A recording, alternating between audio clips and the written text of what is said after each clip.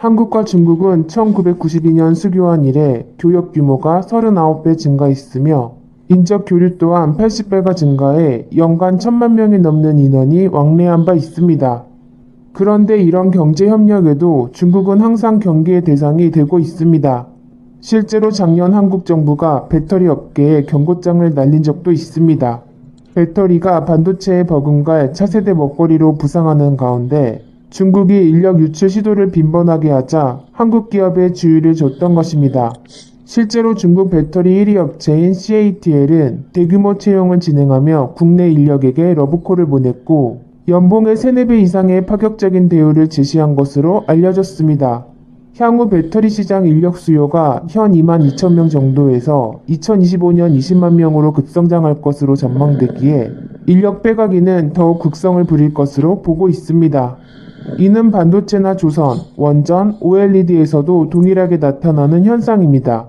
중국 푸젠진화는 최근 인력 채용 공고에서 10년 이상 삼성전자, 하이닉스에서 엔지니어로 근무한 경험을 명시했으며 OLED 분야에서도 10년 이상 경력자를 찾으며 고액 연봉을 제시해 놓은 상태입니다.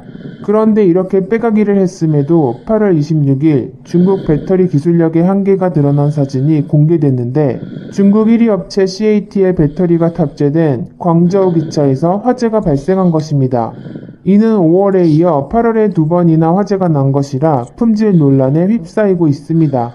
CATL은 동일 기종의 배터리를 BMW와 지리자동차 등에도 공급하고 있어 우려가 커진 상태입니다. 이번에 사고가 난 배터리는 NCM811인데 니켈, 코발트, 망간 비율이 80%, 10%, 10%로 구성된 제품입니다. 통상 니켈 비중이 높으면 먼 거리를 주행할 수 있지만 안전성이 낮아 높은 기술력을 요구합니다. 실제로 CATL의 공장 수율은 45에서 55%로 나타나 불량률이 상당히 높은 상태입니다.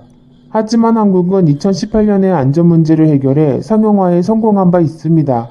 LG화학은 전기 버스용으로 공급한 바 있으며 테슬라 모델 3 일부에도 탑재하고 있는 것으로 나타났습니다. 이 때문에 국내 배터리 업계 관계자는 현재 한국과 중국의 배터리 기술 격차가 2, 3년 수준이라며 인력을 빼가도 단기간에 따라잡는 건 불가능하다고 말하고 있습니다.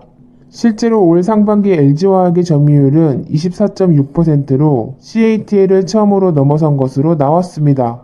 이 때문에 LG화학의 주가는 3월 23만원에서 5개월 만에 76만원까지 급상승한 상태입니다.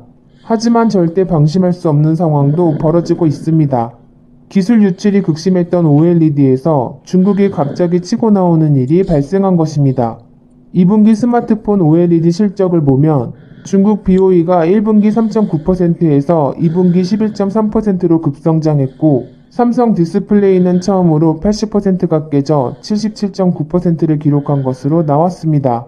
이는 BOE가 화웨이에 패널을 공급하면서 급성장한 것인데 정부 보조금을 등에 업고 타 업체보다 30% 정도 싸게 팔았기 때문으로 보고 있습니다. BOE는 사실 애플에 공급하려다 품질 문제로 탈락한 적이 있는데 대신 삼성 디스플레이가 공급사로 채택되기도 했습니다. 그리고 삼성은 BOE의 추격에도 놀라운 기술을 개발해 화제가 되고 있습니다. 이번에 스마트폰 구동 전력을 최대 22%까지 낮추는 어댑티브 프리퀀시 기술을 상용화한 것입니다. 이 기술은 저전력 OLED 기술로 콘텐츠마다 디스플레이 주사율을 자동으로 조절해 소비 전력을 최소화하는 것이 특징입니다. 그리고 이런 상황에서 희소식이 하나 날아들고 있습니다.